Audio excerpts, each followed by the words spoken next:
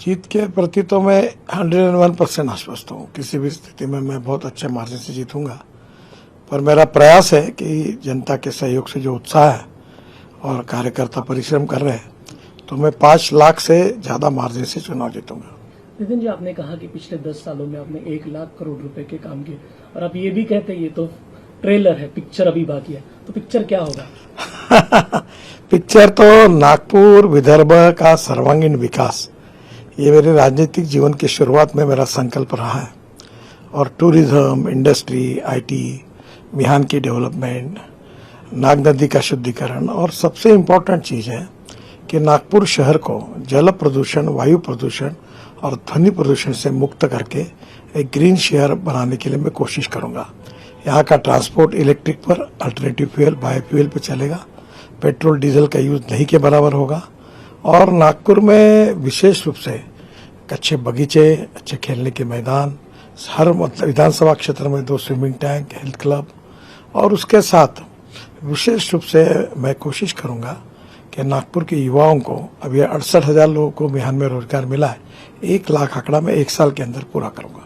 नितिन जी, हम देख रहे हैं कि शुरुआती दौर है प्रचार का, आप man to man reach out करने का प्रयास कर रहे हैं। देखो, ये मेरी अपॉर्चुनिटी है कि मैं लोगों को मिलूं और उनका आशीर्वाद लूं, इसलिए मैं हर क्षेत्र में जा रहा हूं, लोगों से मिल रहा हूं, उनसे बातचीत कर रहा हूं और डायलॉग कर रहा हूं। और लोगों से मिलना man to man, heart to heart and house to house, यही मेरी कैंपेन की विशेषता। और टेक्नोलॉजी का उपयोग भी कर रहा हूँ, और कभी कभी मैसेज भी, कुछ बातें भी वहीं से उनके पास पहुँचती हैं।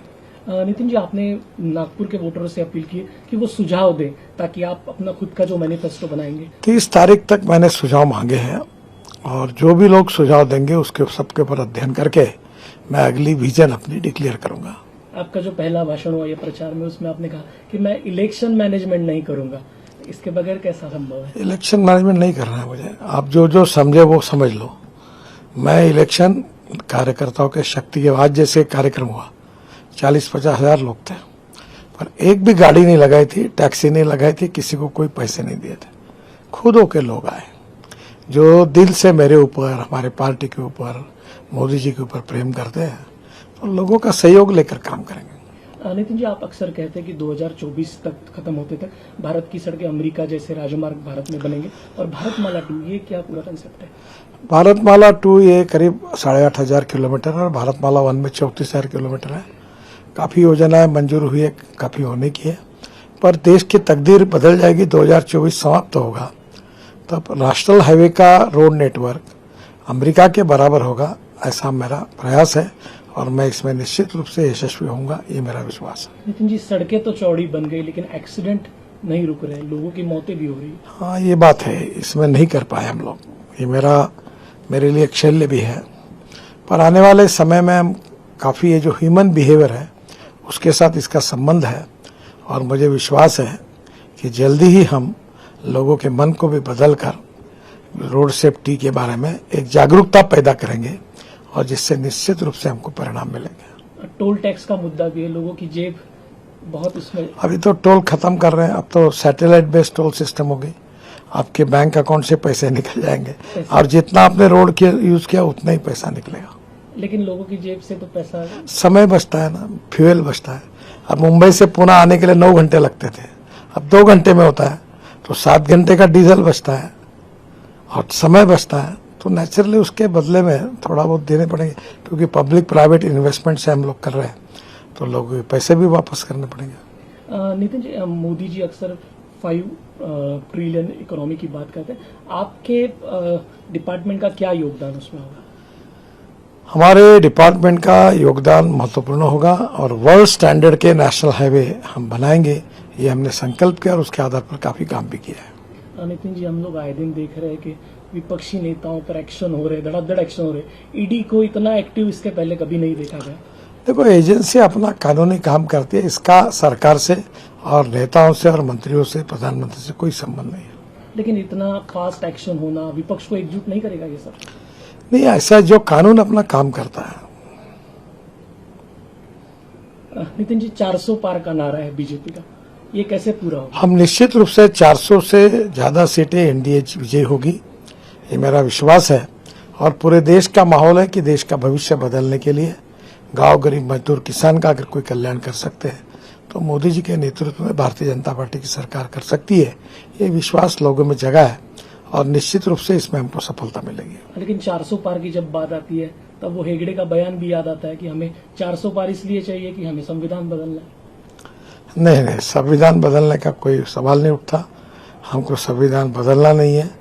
हमको निश्चित रूप से हम संविधान की रक्षा करेंगे। कांग्रेस के राज में कांग्रेस को जब सत्ता दी 80 बार संविधान को तोड़ा है। हम संविधान का सम्मान करते हैं और संविधान बदलने का सवाल नहीं उठता। इलेक्ट्रॉल बॉन्ड का मुद्दा इन दिनों काफी चर्चा में है।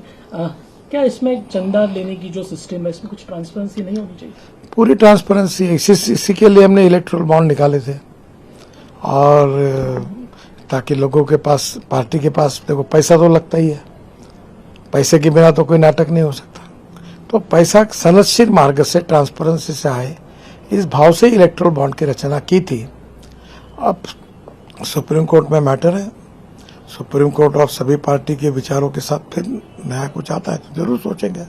विपक्ष आरोप लगा रहा है कि जो लोग बीजेपी को चंदा देते थे उनके केसेस हट जाते हैं, उनकी इंक्वायरी नहीं। गलत बात है, ऐसी कोई भी बात नहीं है। ऐसा कभी करने का सवाल नहीं उठता।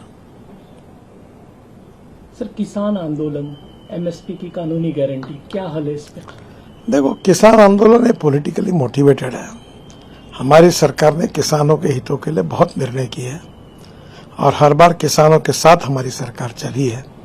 और मेरा विश्वास है कि किसान गुमराह नहीं होंगे, पूरी तरह हमारे साथ होकर काम करेंगे। नितिन जी, आप जातिवाद खत्म करने की बात कहते हैं, लेकिन 2012-19 आपके खुद के चुनाव में जो एक कंसोलिडेशन हुआ एक जात के लोगों का, तो आपको नहीं लगता इससे नुकसान होता? कोई कंसोलिडेशन नहीं हुआ। लेकिन जातिवाद की बात तो होती है। नहीं, कोई नहीं होता। मैं आपको बताता हूँ, आप जाके सर्वे कर लो। न कोई जात, पंथ, धर्म, भाषा और पार्टी, इसके आधार पर 10 साल मैंने काम करते हुए कभी किसी को डिस्क्रिमिनेट नहीं किया। और मुझे भी वोट देते समय कोई लोग इस बात का विचार नहीं करेंगे। पूरी तरह वोट मिलेगा, यही मेरा विश्वास है। नागपुर कॉन्स्टिट्यूंसी में मुस्लिम वोटरों की तादाद बहुत बड़ी है। उनके भी मुझे अच्छे प्रमाण में वोट मिलेंगे, बड़े प्रमाण पर वो मुझे मिल रहे हैं, आश्वस्त कर रहे हैं। और मुझे सब समाज के वोट मिलेंगे और मैं चुनाव जीतूंगा। वो बीजेपी से दूर तो नहीं है? नहीं, उनके मन में कुछ गलत फहमियां हम दूर करने की कोशिश करते हैं। और इस बार मुझे तो निश्चित रूप से अच्छा वोटिंग मिलेगा, ऐसा मेरा विश्वास है। नितिन जी, सभी पॉलिटिकल पार्टीज में आपको लेकर एक अलग राय है। सभी लोग आपकी तारीफ भी करते हैं। उद्धव ठाकरे जी ने तो आपका ऑफर भी कर दिया था। तो ये प्रेम अक्सर क्यों जागता है बाकी लोगों का आपको? मैं तो भाजपा का हूँ, संघ का स्वयंसेवक हूँ। ये मालूम होने के बाद भी लोग मेरे ऊपर प्रेम करते हैं, क्योंकि प्रधानमंत्री जी ने भी कहा है, सबका साथ, सबका विकास, सबका प्रयास। तो हम सबके साथ अच्छे हैं। महाराष्ट्र की राजनीति को लेकर आप कैसा देखते हैं? क्योंकि जिस तरीके की तोड़फोड़, जिस तरीके के घर तोड़े गए, महाराष्ट्र में निश्चित रूप से हमारी ट्रिपल इंजन की सरकार बहुत अच्छे तरीके से हम चुनाव जीतेंगे, ऐसा मुझे विश्वास है। महाराष्ट्र में बीजेपी कितनी सीटें जीतेगी आपको लगता है? पिछले साल जितनी मिली थी उतने, उससे ज्यादा सीटें एनडीए को मिलेगी और हम निश्चित रूप से विजयी होंगे, ऐसा मुझे लगता है। सर, इन दिनों देश में जो वातावरण है, खासकर पॉलिटिकल वातावरण, इसमें एक पोल्यूशन टाइप का नजर आता है। हर कोई पार्टी या फिर नेता एक दूसरे के दुश्मन, विचारधारा अलग बात है, ये ठीक है, लेकिन एक दूसरे के दुश्मन है। तो ये सब जो खटास है, ये वातावरण तो नहीं है, पर वातावरण का निर्माण होगा तो उसको सुधारने की कोशिश करेंगे। पिछले 10 सालों में 50 लाख करोड़ के आपने काम किए। कोई ऐसा एक काम जो आपके मन को छुआ हो, जिसने? जब साइकिल रिक्शा, लोग 1 करोड़ लोग साइकिल रिक्शा चलाते थे, साइकिल रिक्शा पर अपना पीठ पर रखकर 1 क्विंटल का बोरा लेके जाते थे, तो मुझे बहुत खुशी है कि मैंने मैकेनिक्स ड्रिवन ई रिक्शा लाई, कार्ट लाई और 1 करोड़ लोगों को मानवता के आधार पर मानवीय शोषण से मुक्त किया। ये मेरे जीवन का सबसे बड़ा काम है। इंडिया गठबंधन है, वो कैसी चुनौती आप? देखो, हमें अपनी बात करनी चाहिए। हमने इतना 10 साल में काम किया है जो 7 साल में कांग्रेस ने नहीं किया, और उसके भरोसे हम लोगों का विश्वास संपादन कर रहे हैं। हम जीतेंगे और मोदी जी के नेतृत्व में हमारी सरकार फिर से आएगी। नितिन जी, आप विपक्षी नेताओं पर क्यों टिप्पणी करने से बचते हैं? बहुत ज्यादा कुछ आप बोलते नहीं। मैंने ये तय किया कि मैं अपने जो काम किया वो अपनी बात लोगों को बताऊंगा। उसी प्रकार से मैं अपने काम पर वोट मांगना चाहता हूँ। दूसरों को नीचे दिखाकर टीका टिप्पणी करके मैं नहीं करना चाहता। एक अंतिम सवाल, आज बीजेपी जिस पायदान पर खड़ी है, पिछले जब से आपने राजनीति शुरू की, पिछले इतने सालों का संघर्ष आप कैसा देखते हैं और आज इस मैदान में? देखो, आज जिन कार्यकर्ताओं ने, जब हमें प्रतिकूलता थी, सम्मान नहीं था, सपोर्ट नहीं था, तब जिन लोगों ने अपना जीवन पार्टी के लिए दिया है, बलिदान किया है, उनको हम कभी भूल नहीं सकते। और आज हमको ये दिन दिखने के लिए जो मिल रहा है, वो उन्हीं के बदौलत, उनके परिश्रम, मेहनत और त्याग के कारण, उनको हम कभी भूल नहीं सकते।